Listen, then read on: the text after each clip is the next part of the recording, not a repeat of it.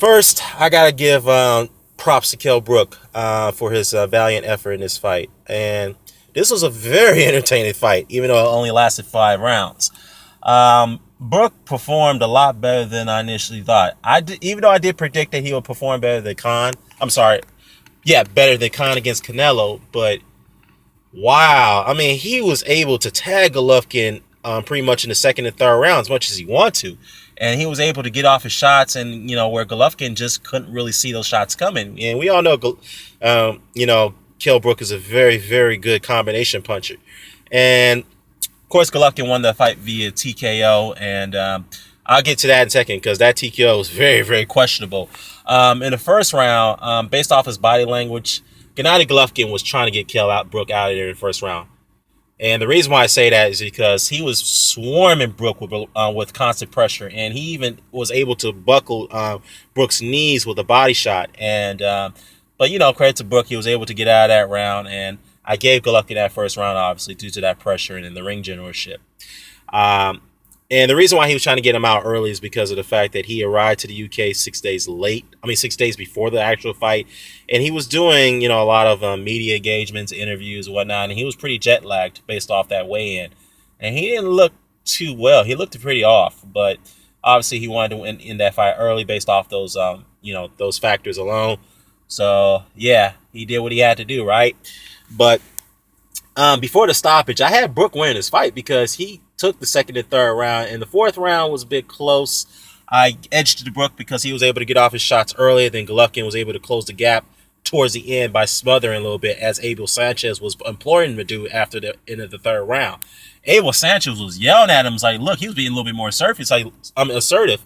He was telling him, look, man, you cannot let him get off his shots like that. You got to back him up. You gotta smother him, kind of like Antonio Margarito style pressure, you know what I mean?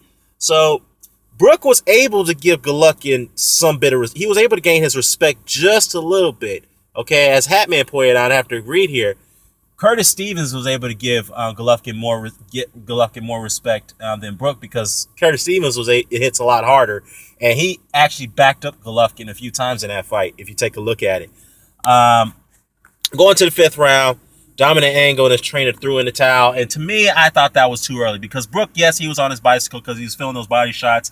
They were taking a toll on him. And plus, he had an eye socket. He was, his eye was a bit damaged in that fight, in the fight against Golovkin.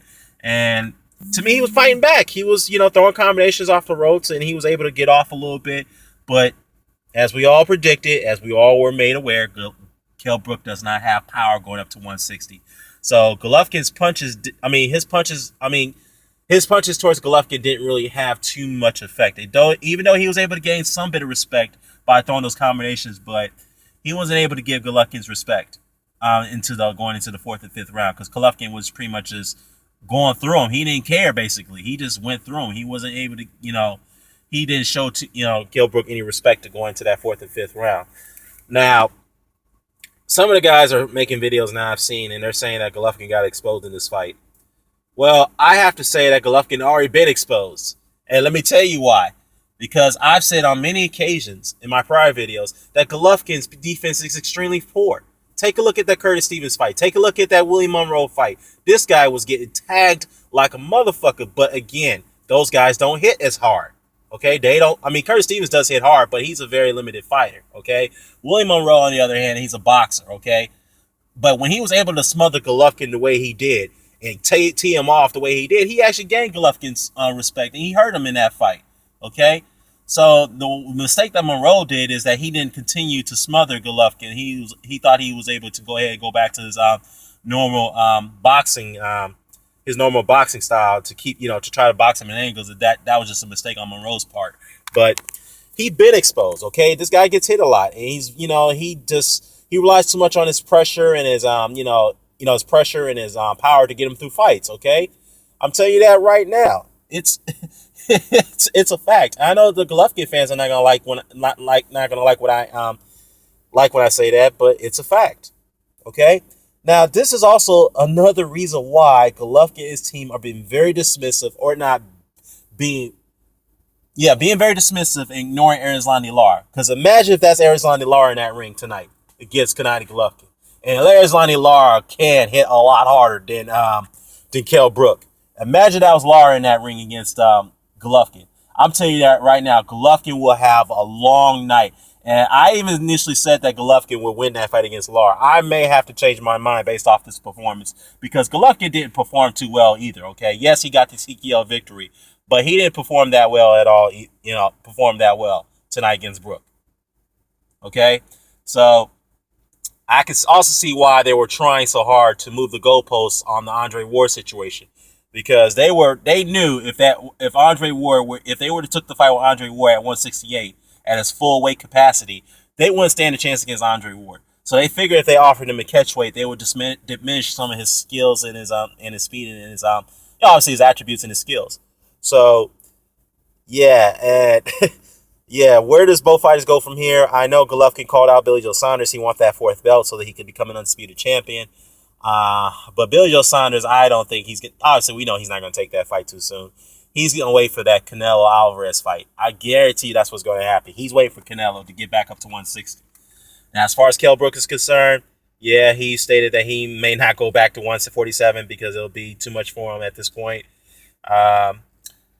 He may be campaigning at 154. I think that would be his natural. That would be a better suit for him. Definitely not at 160 at this point because based off what I've seen, I don't think he'll be able to handle the other 160 fighters like Danny Jacobs and maybe Billy Joe Saunders and who else is there at 160? Even Peter Quillen, he got knocked out against Danny Jacobs. But yeah, and Peter Quillen is a massively big welterweight. That dude is huge for not welterweight, for middleweight. Yeah. Now, as far as Golovkin is concerned, yeah, as I mentioned, he's waiting for Billy Joe Saunders, but I don't see that fight happening. But if he can't get the Billy Joe Saunders fight or the Canelo fight by that matter, who's he going to fight next? Because he said himself he's not going to 168, even though his team said that they are trying to get that the Gilberto Ramirez fight. So I don't know. And I don't think he'll be. I'll go far to say that I'll give Gilberto Ramirez a better chance to win that fight against Golovkin based off what I've seen tonight. I give him a chance of winning that fight. All right, and okay, let's just say hypothetically, if the Gilberto Ramirez fight falls through and the Billy Joe Saunders fight falls through as we expect it will, and the Canelo Alvarez fight will fall through, which we expect it will, Golovkin's going to drag another welterweight up. I guarantee that's what's going to happen. And imagine if he fights Keith Thurman next. Wow. Imagine if he fights Keith Thurman next, and imagine if he drags up Sean Porter. Oh, my God. I guarantee you, man, the YTBC and the LDBC, I mean, they whatever boxing community platform, they're going to have a shitstorm if that happens. And don't be surprised if it does happen, okay? Now, Keith Thurman versus Gennady Golovkin, that would be a very intriguing matchup if you ask me. But, yeah, let me know what your thoughts are. Let me know what your thoughts about this fight. Who do you thought had won the fight before the stoppage? I had Brook win this fight slightly by 1 round. If you saw it differently, please let me know. And let me know what your thoughts are on what both fighters go from here. Care to comment, share, subscribe, signing off. Peace.